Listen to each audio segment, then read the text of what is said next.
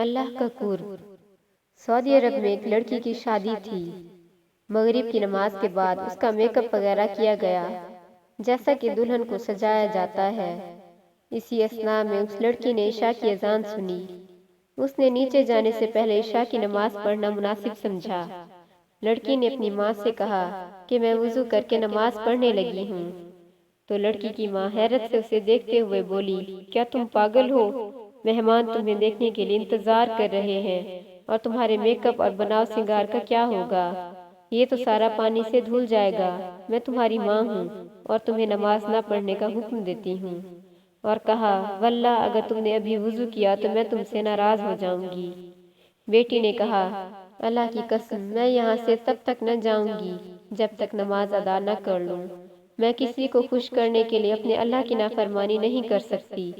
اس کی ماں نے کہا، مہمان تمہیں میک اپ کے بغیر دیکھ کر کیا کہیں گے؟ وہ تمہارا مذاق اڑائیں گے اور تم کسی کو بھی اچھی نہیں لگو گی۔ لڑکی ماں کی بات سن کر مسکراتے ہوئے بولی، آپ اس لیے پریشان ہو رہی ہو کہ میں لوگوں کی نظر میں خوبصورت نہیں لگوں گی، لیکن میں تو اپنے پیدا کرنے والے کی نظر میں خوبصورت بننا چاہتی ہوں۔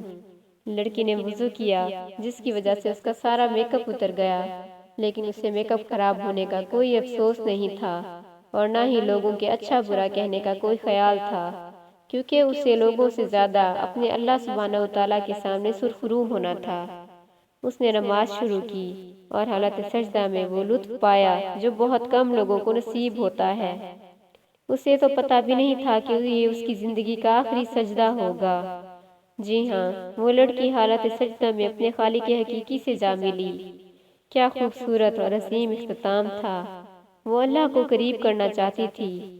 اللہ عز و جل نے اسے اس حالت سجدہ میں اپنے قریب کیا جہاں ہر مسلمان اللہ کے قریب ہوتا ہے۔ اگر آپ میں سے کوئی اس لڑکی کی جگہ ہوتا تو کیا کرتا؟ نہایت معذرت کے ساتھ یقیناً نماز کو ہی چھوڑ جاتا، جبکہ زندگی کا ایک منٹ کا بھی بھروسہ نہیں ہے۔